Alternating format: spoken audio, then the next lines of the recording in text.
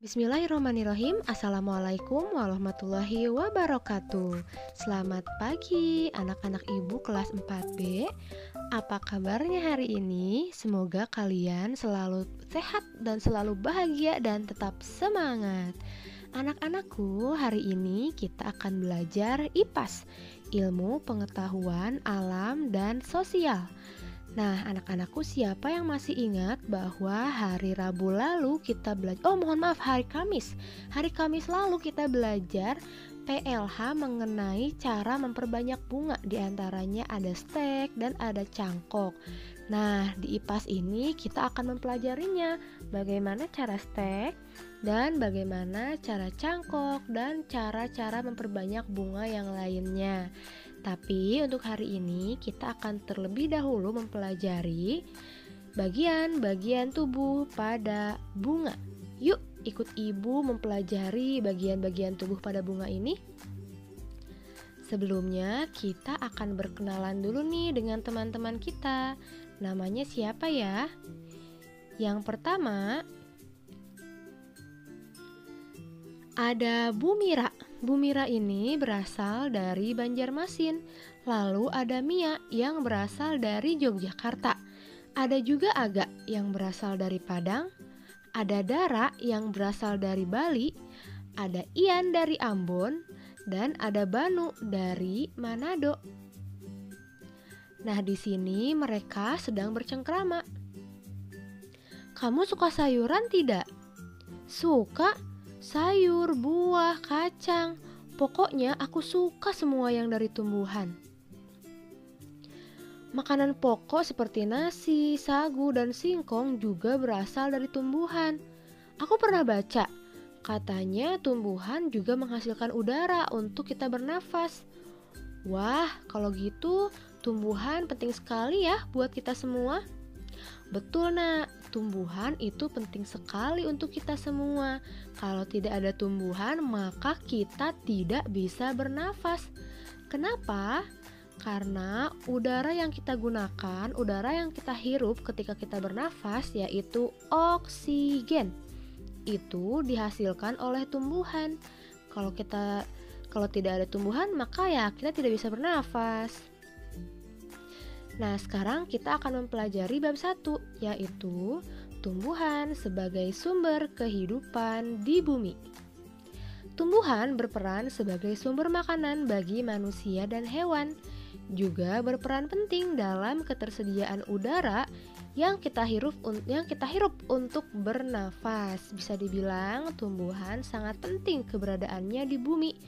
Nah, anak-anak, tumbuhan itu jadi bisa menjadi sumber makanan untuk manusia dan hewan. Contohnya, kalau kita sebagai manusia, kita sering memakan sayur, bayam, kangkung, buah-buahan pun itu dari tumbuhan. Dan untuk hewan pun banyak sekali hewan-hewan yang memakan tumbuhan, seperti sapi, kambing, gajah, dan lain-lain.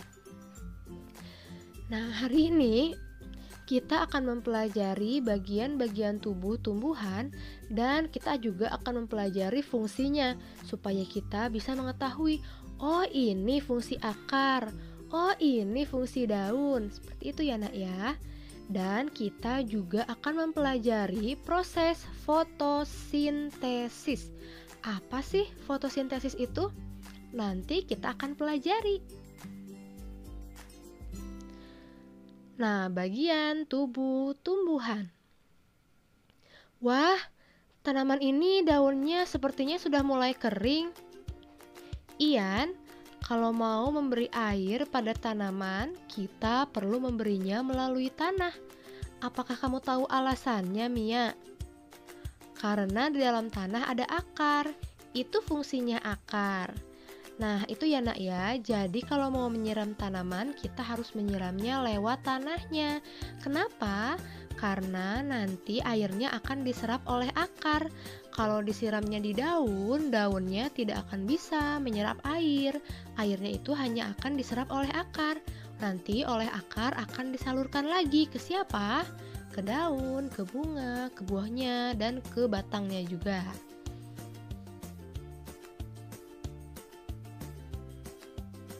Nah, seperti manusia yang punya tangan dan punya kaki, tumbuhan juga punya anggota tubuhnya, dan setiap anggota tubuh memiliki fungsinya masing-masing. Contohnya nih, seperti akar yang berfungsi untuk menyerap air dari tanah. Lalu, apa saja ya bagian tubuh tumbuhan dan apa juga fungsinya? Kita lihat. Nah, bagian tubuh tumbuhan dan fungsinya. Coba lihat di sini anak-anakku, ada akar. Kita yang paling bawah dulu ya, baru ke yang paling atas. Ada akar, fungsinya yaitu untuk menyerap air dan nutrisi dari dalam tanah, juga untuk menopang tumbuhan. Jadi, ketika kita menyiram tanaman hingga tanahnya basah, nanti air dari dalam tanah akan diserap oleh akar, lalu akan disalurkan oleh batang. Nutrisi-nutrisi yang ada di dalam tanah juga akan diserap oleh akar. Dan akar ini membantu supaya tumbuhan tersebut bisa berdiri tegak. Setelah itu ada batang. Batang ini fungsinya menghantarkan air, nutrisi, dan makanan ke seluruh bagian tumbuhan. Jadi batang ini bisa kita ibaratkan sebagai pipa, tempat mengalirnya air, nutrisi, dan makanan bagi tumbuhan. Lalu ada buah. Buah ini tempat menyimpan cadangan makanan dan melindungi biji di dalamnya.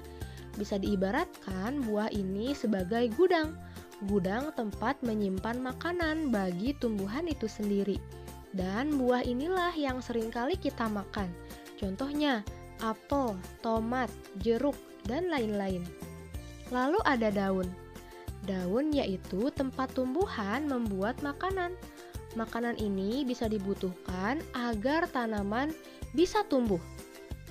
Nah, anak-anak, selama ini mungkin kita tahu bahwa manusia kalau makan kita ke dapur memasak, atau kalau hewan tinggal memakannya saja. Kalau tumbuhan, apakah kita pernah tahu bahwa tumbuhan itu juga makan? Nah, ternyata tumbuhan itu juga makan. Bagaimana cara makannya ya? Mereka makan atau proses makannya mereka terjadi pada daunnya, yaitu namanya fotosintesis. Seperti apa sih? Nanti akan kita bahas. Dan terakhir anak-anakku, ada bunga. Bunga ini tempat untuk berkembang biaknya tumbuhan. Bunga yang sudah berkembang biak nanti akan menjadi biji. Biji inilah yang nanti bisa ditanam kembali.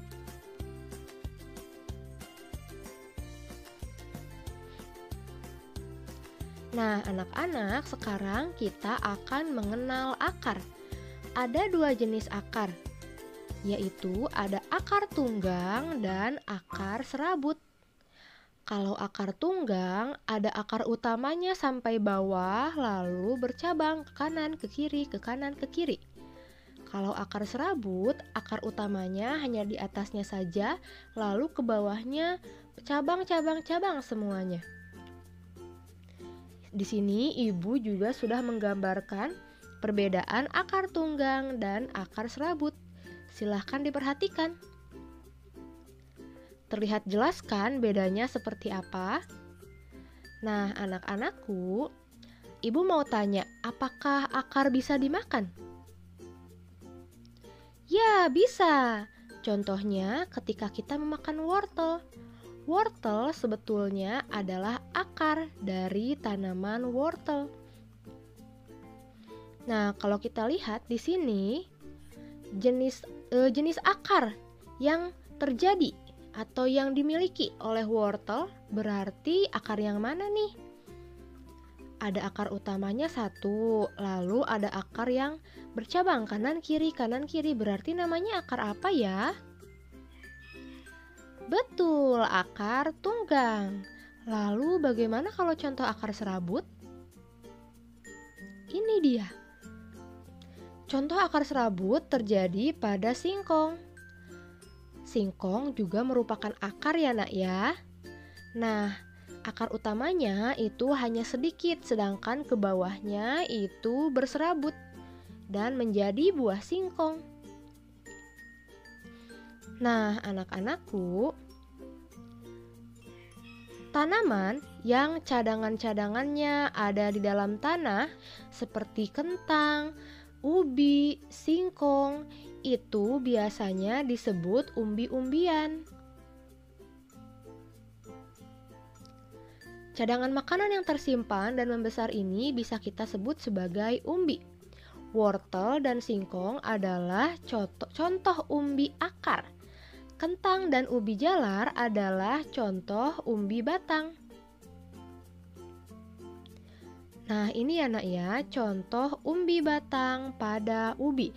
Jadi, kalau umbi akar, buahnya itu betul-betul dari akar seperti wortel dan singkong.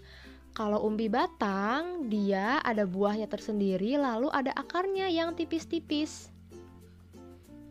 Tapi segala sesuatu yang kita makan dan itu asalnya dari dalam tanah, maka disebutnya umbi-umbian. Nah, anak-anak, di sini ada manfaat bagian tumbuhan bagi manusia. Yang pertama sebagai sumber bahan pangan, yang kedua sebagai bahan perabot rumah, jembatan, dermaga, kapal, layang-layang, dan masih banyak lagi. Lalu sebagai bahan pembuat obat-obatan seperti minyak kayu putih dan jamu tradisional. Jadi, kalian apakah bisa membayangkan kalau di dunia ini tidak ada tumbuhan? Nah, anak-anakku, apa saja yang sudah kita pelajari sampai saat ini?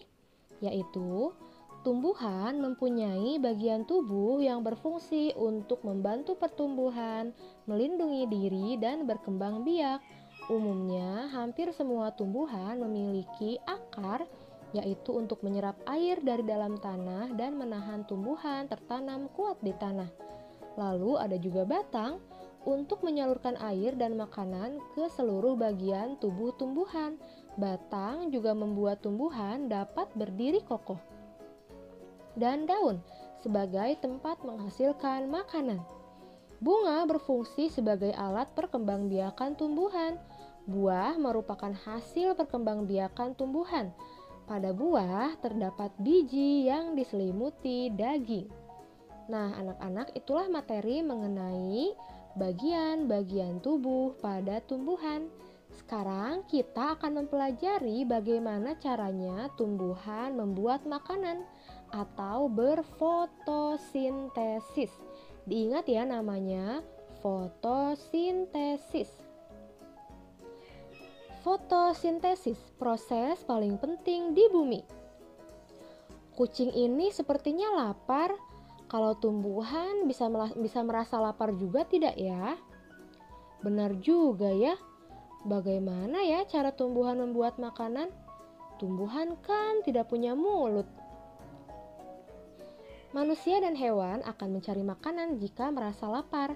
Hewan akan bergerak mencari mangsa. Manusia akan memasak atau pergi membeli kebutuhannya. Lalu bagaimana dengan tumbuhan? Makhluk hidup ini tidak berpindah-pindah tempat seperti kita. Tidak juga memiliki mulut. Namun sama seperti semua makhluk hidup lainnya, tumbuhan juga membutuhkan makanan. Caranya melalui proses fotosintesis. Yuk kita pelajari proses ini bersama. Bagaimana tumbuhan mendapatkan makanan? Fotosintesis. Ketika lapar, kamu akan pergi ke dapur, kantin, atau minta dibuatkan makanan. Manusia dan hewan mendapatkan energi melalui makanan. Lalu bagaimana ya dengan tanaman? Tanaman menggunakan energi cahaya dari matahari untuk memproduksi makanannya sendiri agar tetap bertahan hidup. Prosesnya dinamakan fotosintesis. Nah, anak-anakku, kalau misalkan kita makan, pasti kita butuh nasi, butuh lauk pauk, butuh air minum. Sama halnya seperti cahaya matahari. Apa saja sih yang dibutuhkannya? Kita lihat ada kotak di sebelah kanan. Yang dibutuhkan oleh tanaman untuk makan yaitu energi cahaya matahari, air, karbon dioksida, dan klorofil. Energi cahaya didapatkan dari matahari. Air didapatkan ketika kita menyiram air. Karbon dioksida didapatkan dari hasil bernafas manusia atau hewan. Anak-anakku, perlu kita ketahui bahwa ketika menghirup nafas, kita akan menghirup oksigen, atau bisa kita bilang udara yang bersih. Namun, ketika kita menghembuskan nafas, kita akan mengeluarkan karbon dioksida, atau bisa kita bilang udara yang kotor. Nah, karbon dioksida ini atau udara kotor yang kita hembuskan ini diperlukan oleh tanaman ketika berfotosintesis. Bahan yang terakhir adalah klorofil. Klorofil ini adalah zat hijau daun yang dimiliki oleh daun pada tanaman. Jadi, setiap tanaman, terutama yang berwarna hijau, pasti mempunyai yang namanya klorofil pada daunnya. Klorofil ini yaitu zat hijau daun. Kita lihat gambarnya di sini. Yang pertama, energi cahaya nanti akan diserap oleh daun. Klorofil, pada daun terdapat bahan spesial yang bernama klorofil. Nah, bisa dibilang juga kalau klorofil ini merupakan mulutnya daun. Kenapa? Karena nanti klorofil inilah yang akan menangkap cahaya matahari. Klorofil ini berwarna hijau dan memberikan warna hijau pada daun. Yang ketiga yaitu air yang tersimpan di dalam tanah dan diserap oleh akar, nanti akan disalurkan ke daun oleh batang disalurkannya. Yaitu ada juga karbon dioksida yang tadi kita hembuskan ya, gas yang dihembuskan oleh manusia dan hewan. Bisa juga karbon dioksida ini dihasilkan dari pembakaran kendaraan bermotor.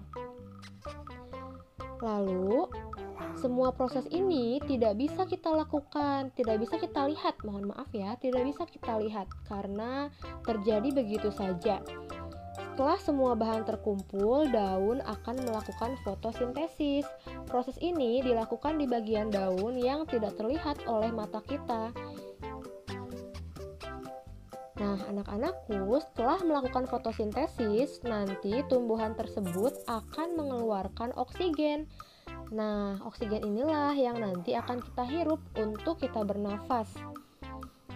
Setelah itu, selain oksigen juga akan menghasilkan karbohidrat atau makanan.